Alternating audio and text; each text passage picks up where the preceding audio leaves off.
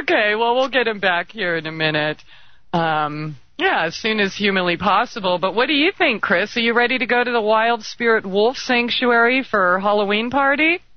Oh, absolutely. It sounds like it would just be completely refreshing and rejuvenating to the soul. And right about now, I definitely need something like that. Maybe we can even take some ayahuasca while we're up there. Ooh, we'll have to hit him up with that idea. Oh, it really is, though, so refreshing and rejuvenating, just like you said. The thing is just like he was saying about the animals, they are very honest. If they don't, so they weren't necessarily trying to hurt him. They didn't want to kill him, but if they don't want you in their space, they're going to do whatever it takes to get you out of it. So, I guess rolling around playing with wolves isn't necessarily for anyone, but, it's definitely a test of strength and test of spirit, and to be able to just be around that magnificence, that power, is just incredible, and just being there and being able to experience that. I can just sit here and kind of tap into their frequency anytime. If I need some of Lakota's strength or Dakota's strength or Cheyenne or Selena, it's just a really, really beautiful thing to have those types of relationships with animals. It doesn't look like, let's see, we're probably going to have to... Oh, he was in a storm, so I bet you he just lost power for a minute. They are kind of out there a little bit in the high desert in New Mexico, but it is so, so beautiful. I mean, I would definitely recommend anyone in the high desert area or taking a trip or just looking for something new to do, wildspiritwolfsanctuary.org. Check it out. And the videos, you can find them on Facebook and YouTube, and it's just so beautiful. And, of course, I have, at least a couple hundred photos posted on Facebook as well. But yeah, Chris, I don't know. They have Tobias has the adventures with him every May and Saturday. What do you think of the possibility of you getting out there for one of those? Oh, that'd be fantastic. I'm ready to go right now, as a matter of fact. I hope he didn't get eaten by one of those wolves. Let's cross our fingers. Of course not. They love their wolf daddy. But I know, I'm just teasing. Could be a wolf problem, but... Yeah, and I, lots of questions to ask, too, about the wolf spirits and the animal totems, because he was just bringing up stuff I have never, ever heard before. And I've read, quite a bit about animal totems and, tried to pay attention to those things. But his knowledge brings us way deeper than I really ever even thought possible. I just had no idea that people studied it that way. It just, it was totally new to me. So hopefully we'll get him back on soon to talk about that. Because I also have another friend who asked me recently, what does it mean if you see wolves everywhere you go, or you're always dreaming of them? And, chances are Leyton will be able to answer those questions for us. Oh, yeah, absolutely. Hopefully we can get him back on the line here, ladies and gentlemen. I know the wolf has played a big part of the Native American culture, and I'm really looking forward on getting his take on that. Can you tell us a little bit more about your experience, Christie, when you were over there? I mean, what was it like to hold these things right in your arms? Oh, my gosh, it was the most beautiful thing in the world. I've always been what other people would refer to as somewhat reckless, perhaps, when it comes to wild animals. I mean, chasing black bears or feeding wild buffalo with my hands. Of course, you probably know some of the raccoon or possum. Did we get you back? Yeah, lightning strike took the whole works out. I figured. My goodness, we were just filling time here. It looks like you got back just in time for a break, though. Oh, okay. I'm really glad to. I'll pick it up after the break then, huh? Yeah, no, we kind of, we were talking about a couple other, I was actually going to talk about my experiences there and just the magic. But yeah, it's that time, so I'm glad you're back. We're going to pick up where we left off before lightning struck at the Wild Spirit Wolf Sanctuary, so stay tuned. Truth Brigade Radio. Radio.com. We are joined by the Wolf Daddy, Leyton Cougar of Wild Spirit Wolf Sanctuary.org in the high desert of beautiful New Mexico. And so we do have you back, right? Yeah, I'm here. Okay, good. All right. I know you're having a storm there. Yeah, it's pouring. Let me ask you this. Oh, wow. You have beautiful storms out there, though. Yeah, we do. It's going to make some muddy roads and some slippery adventures. But the wolves love the rain, and they love the snow even more. Oh, wow. It's such a beautiful habitat. I mean, I can't say enough. You've done such a lovely job out there. But the truth is, Leyton, we were talking about is you would really rather not have to exist at all. Isn't that really the goal of the sanctuary, to not need a sanctuary? Yeah, that's it. The goal is close the doors, tear down the fences, smooth it all over and make it wilderness area again. And because the phenomena has ended, there's no more people buying wild animals and trying to make them their pets. That's a big fat pipe dream. Because it ain't going to happen. But, let's pretend it could happen. Okay. How would we do it? How could we contribute to make that happen? The only way, I believe, is through education. We have to start with, because what I tell young people when I'm in the school systems or clubs or groups or scouts or whatever, I remind them that they're not buying wild animals as pets. Adults are. The people who are supposed to be teaching them how to behave are the idiots who are buying the wild animals and sending the message to all the kids that this is okay. Mm-hmm. So we've got to get the kids to deny the fact that or admit the fact, or proselytize the fact that it's not okay, Mom and Dad. You should not be buying wild animals and having them as pets in our home. And what most adults should do is what my wife and I have done.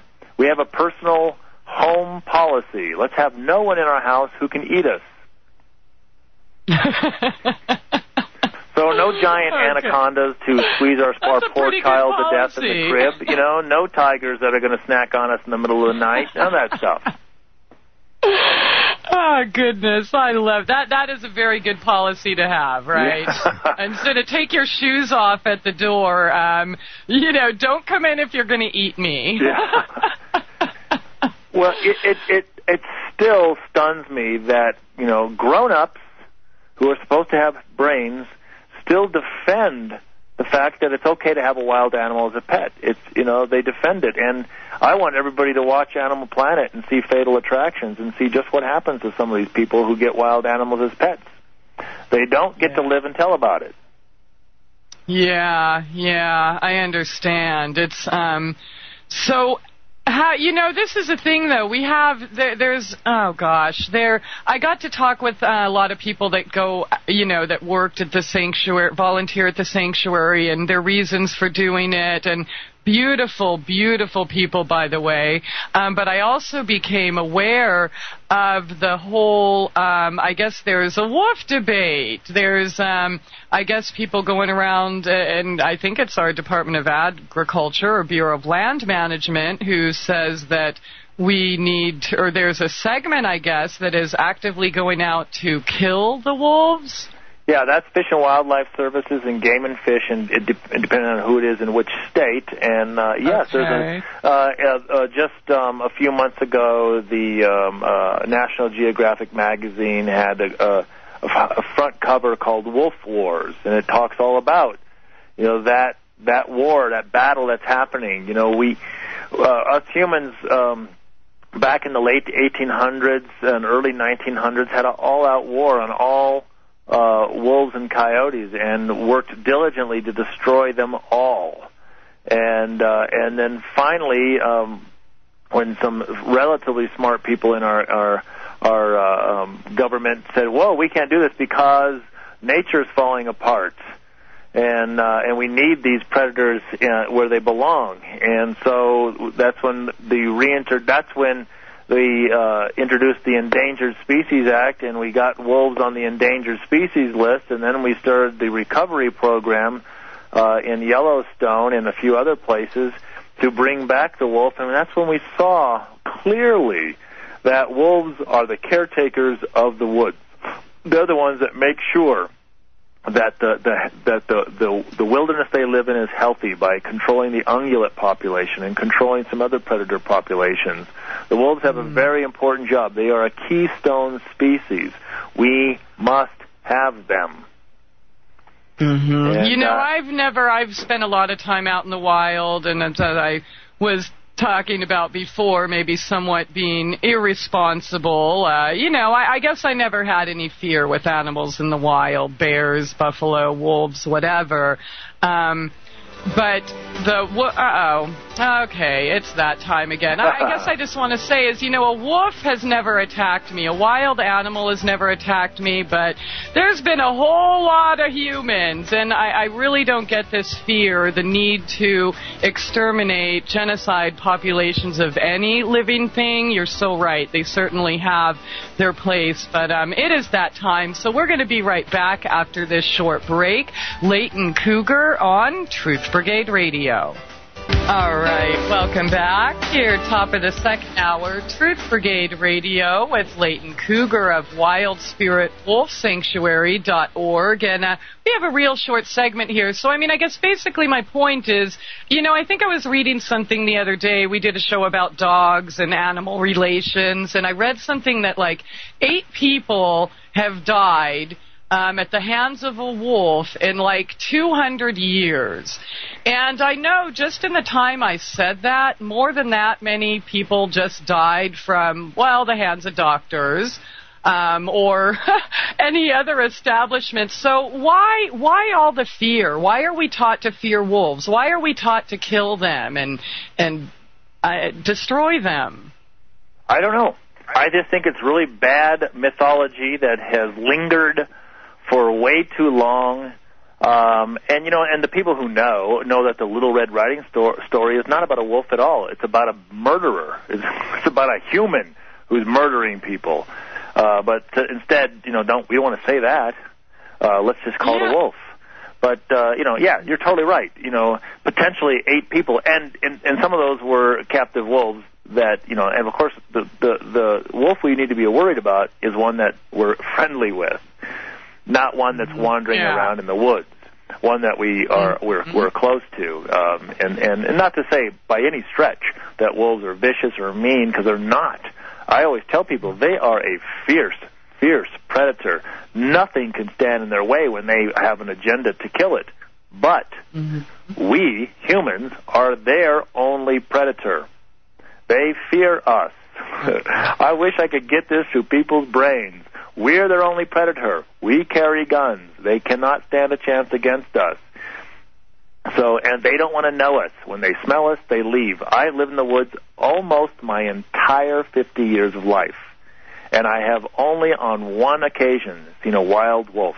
One occasion. And it's because it came to the sanctuary thinking it was going to get lucky. And I said, sorry, buddy. Everybody here is behind bars and spayed and neutered, so go on your merry way. So I feel privileged that I saw one, but the fact of the matter is, you just don't see them that much. And I would sure like to meet the guy who says there's too many. Who's counting? Who's out there counting wolves? Gosh, you can't even find them. So why are they thinking there's too many? They don't go anywhere near us when they're in their natural state. They don't, show up in neighborhoods, or they don't want to go anywhere near us. They don't like us. No. We're smart. And I'm going to lose power. I'm going to lose it again. Okay. If I lose you, because it's thunder and lightning, my power's flickering. So don't let me lose you. If I do, call me right back. But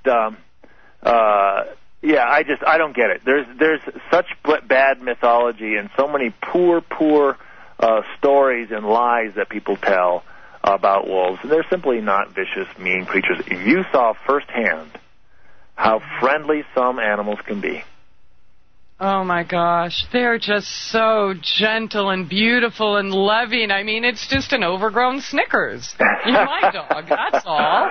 I mean, they're just, but they're shy. They don't, but they're also very perceptive. I mean, Tobias and Joy and I were talking after we left. Lakota is the big friendly one, right?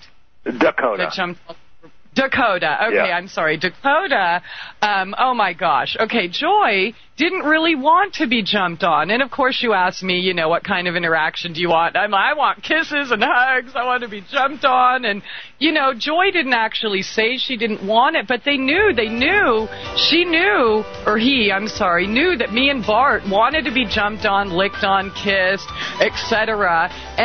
But he also knew that Joy didn't really want to be jumped on that way and just came up gently and kissed her. I mean, they're so perceptive, so intuitive, so wise, so gentle, so loving. Check it out, wildspiritwolfsanctuary.org. But it is that time. Welcome back. Thanks so much for joining us here tonight. Taking it easy. Truth Brigade on AmericanFreedomRadio.com and IrritateTheState.net. Thanks so much for joining us with the Wolf Daddy tonight of Wild Spirit Wolf Sanctuary. That's wildspiritwolfsanctuary.org. And it looks like my co-host is also having some connection issues, so it's just... it's you and I for now. If you have any questions for Leyton, though, please feel free to give us a call at 402-237-2525. That's 402-AFR-2525. And if you'd like to join us on the text chat, that's over at truthbrigade.com. Leyton, during the break, I got a little message asking about wolf urine. And I'm looking at a link here on Amazon.com. It says, Deer Buster's Wolf Urine Lure. I'm wondering, why... Where are they getting this? How are they getting it? Are animals being harmed? No, I don't have a clue. I wonder. I know where the deer urine and the elk urine can come from, but the only place that I can imagine that the wolf urine is coming from are from people hunting them and killing them and taking the urine from their bladder. Because I don't know anybody else who's going to be standing around with a cup every time a wolf takes a pee. Yeah. So, but I honestly don't know. I think it don't work. I can tell you that. Once any wild animal gets used to a certain scent and realizes that the predator isn't really here, they're going to ignore that smell. So, I think too many humans think that animals are stupid. And they're just not. They know their habitat. They know their life cycles. They know what's in their woods. They know who their predators are. They know what their prey is. They're not that dumb. So I don't think that we can fool a deer into staying out of our garden by sprinkling some urine around. So. Wow. Okay. Yeah, I didn't even know. I never heard of that. I'm like, what do you mean wolf urine? Okay. So let me ask you this, though. When we dropped you with the lightning, I kind of mentioned some of the spiritual aspects, and your knowledge of animal totems, was information I had never heard before. It was extremely fascinating. And, it reminded me, someone asked me once, what does it mean if you see wolves everywhere you go? The person who asked, I guess, has him in his dreams. If he's, just happens to look at a billboard or, a page on an internet that has nothing to do with wolves, there's always a wolf staring him there in the eyes. Does it mean anything at all? Well, I think it can. I think that also some people get too caught up in what things need to mean. But truly, when it comes to an animal totem, or any totem, it is that thing that comes to you often, and it comes to you in sort of surprising ways. And I would say to a person who says, well, gosh, it seems like everywhere I turn I'm seeing wolves, and I would say, pay attention. What are you missing then? What are you not having in your life? If you have the wolf as a totem, it's time to start paying attention and see really what all that means. Because the wolf has such great attributes that we can really admire and look towards.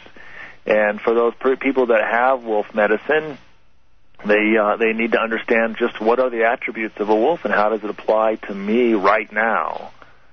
And the wolf, totems in general are something that takes a really in-depth look and conversation to begin to understand totems in our life, and that's definitely something that we could spend a couple hours, if not more, speaking of. And I think that the most important thing when it comes to any totem is don't get too caught up in wanting something. Let it come to you. Don't try to go and get it, because a totem is not something you can go get. It's something that comes to you. Mm-hmm. Yeah, absolutely. And I definitely would like to spend a couple hours with you on that topic in the future. But can you give us some of the characteristics of, I mean, if that did mean something in this man's life, what are the types of things that he should pay attention to? Well, the most important thing in a wolf's life is family. Wolves mate for life, and creating family and creating generations is the thing that they want to do the most. It's not about hunting, it's not about killing, it's not about eating, it's not about sleeping, it's about family, it's about nurturing, it's about raising young and teaching. So it has that as sort of its primary focus. And a lot of times people like to get wrapped up in, I'm the lone wolf. Well, if you are, then you're the sad wolf. So don't be thinking that you're somebody great, because a lone wolf doesn't want to be alone. It wants to have a partner. A lone wolf is a lone wolf because it has dispersed from its family group, and it's about to start its own family group. It's not this guy who's out there, I do my own thing, I ride my own way, I do my own. Well, no, that's not what the wolf is doing. What the wolf is doing is looking for a partner to share the life experience with, and to grow a family, and to nurture and love and propagate for generations. So it's about generations. It's about family. That's the most important thing. Now, there are other aspects of the wolf. We know that wolves are mighty hunters, and they're swift, and they have a strict protocol and hierarchy within their family unit. And so that's also an aspect that person can take a look at. What's happening in my family? How do I relate to my family? And am I where's my rank in my family, or in my own mind? How do I rate against my own peers? Am I someone who is like the Omega wolf, who sort of at the party sits in the shadows and sort of not pays attention, not really interacts with other humans? Or is it the Beta wolf, who's far more interactive with the rest of the group? Or is it the Alpha wolf, who's sort of not, when people think of the Alpha, they think of the one who's assertive and powerful and aggressive, and none of that is true. But it's true at the same time. But the thing that really demonstrates to what an Alpha is one who's calm, assertive, in a sense kicked back, and sort of laid back and stoic, but at the same time a strict disciplinarian, doesn't let the other members of the group get out of line. So we can look at those aspects, and if we can look at it in our business, if this person is trying to take that wolf totem to business, well, we have to discover where are you in the wolf ranking? Are you an Alpha? Are you a Beta? Are you an Omega? Are you just a subordinate in your workplace? If you're the manager of the workplace, then you better be the Alpha. And the Alpha rules with very strict rules, but is passionate and compassionate. They're not going to be jumping all over you and biting your head off because you did something wrong, but they are swift to discipline. They're swift to make up, and they're swift to say, hey, you're fine. Go on. Get your job done. So there's a lot of things that a person can look at. In all of the animal totems, we cannot allow any aspect to be shoved aside and say, well, that part of the wolf doesn't apply to me. Yes, it does. If you have a wolf as a totem, especially if it's your primary totem, you can't push away any of those aspects. You have to embrace them all and see where do they fit in my life. Does that make sense? Wow, beautiful. And what if, I guess the wolf is, of course, is very strong and confident. Could they perhaps kind of help bring that into our lives by tuning into the wolf power or wolf spirit? Well, yes, but the wolf is strong and assertive and powerful in its environment. Outside of its environment, it's cautious, it's fearful, it's apprehensive, it's keeping a close eye on what's around them, because wolves are by nature neophobic. They're xenophobic. They're afraid of new people, new environments, new experiences.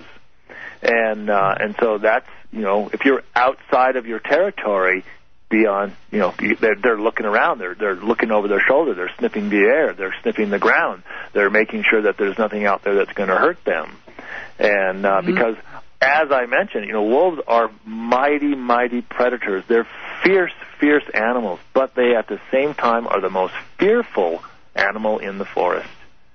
They smell their predator coming and they bail out. They don't want any confrontation with another. They want to avoid confrontation as much as possible. But at the same time, they're fierce about and staunch about protecting their territory, protecting their space, protecting their food source, and protecting their family from other animals in the forest. Wow, so perhaps when they come in your life, like I don't really know the entire situation behind the person who asked this, but if they're just starting to come up in your life, could it mean that maybe they're telling you, okay, well, this isn't your territory and maybe that's why you're feeling off, or to be there to give you the strength you need when you're, say, out of sorts or not on your home territory? Yeah, here's how it works when we're talking about animal totems, and we'll continue to use the wolf as the example, but look at it situational. Take the aspect of the wolf that benefits you in each situation. So let's go back to the party scenario. So you go to a party and you want to be outgoing, and so you're going to reach into the wolf part of you and say, what part of me is outgoing, and when am I outgoing? I'm outgoing, when I'm looking for a partner. I'm assertive in that respect. I'm outgoing when it's time to eat.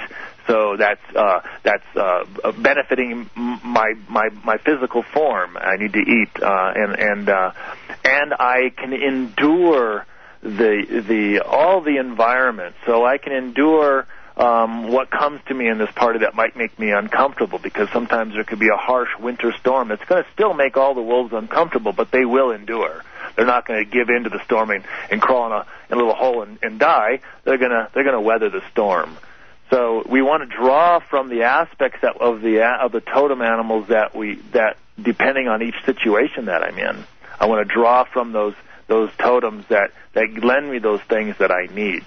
And that's when we talk about totems. It's almost a science, and I tell people it's a lot like astrology in a sense. It's not something that can be learned in a day or a night or a week or a month. It takes it takes a lot of years to really be able to grasp what does a totem really mean to me. But what we want to do is draw from their strengths and or their weaknesses if we need to. Does that make sense? Okay, now how do you, absolutely. How do you determine what one's animal totem is? Well, that comes... Or is that something we should save for the 2 hour? Do you have enough time here? Well, I can sum it up. What we need to do is pay attention to what's around us, reflect in our history, what has come to us in our past. And, here's an interesting thing that happened to me the other day. I was over with some friends, and they were these two wonderful men who are very spiritual were doing some energy work with me, and And one of the energy workers, he used the claw of a great horned owl. He said, it just kept calling to me that it needed to come and talk to you. And I said, that's really interesting. And it helps me remember that one of the very earliest totems in my life, something that came to me in a physical form, was the great horned owl. And it stayed with me for months and months and months as a young man. And I really forgot about that. Although the owl is one of my primary totems, I just sort of let it slip out of my mind. And so that energy came back to me in that healing session that they did. It's like, okay, I need to remember what aspects of that great horned owl do I need to draw to? Why did that come out in this particular healing that they did? So those are things I need to look at and reflect on and say, okay, I need to pay attention to that. But we can look into our youth. We can say, even.